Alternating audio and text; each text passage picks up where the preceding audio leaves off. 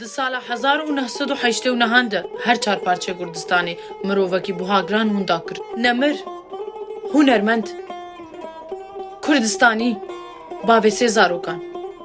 Got bi navê xwe Mihemed Salih Şexmûs an ku Mihemed Şêxo tê naskirin. Nemir hunermend Mihemed Şêxo nameyek ji bo me Kurda li pey xwe hişt. Got nameya xwe jî di Riyastranê re ji bo me kire bîr anînek.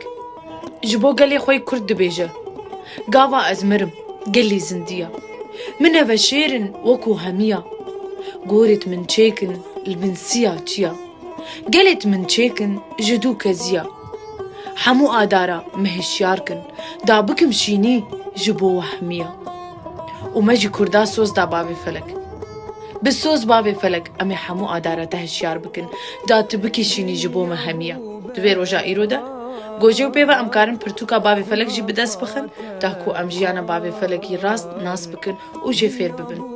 Namre namre, bavê felek tu namre. Bavê felek bû nasnameyek ji Kurdê me îroj avare. Namre namre, bavê felek tu namre.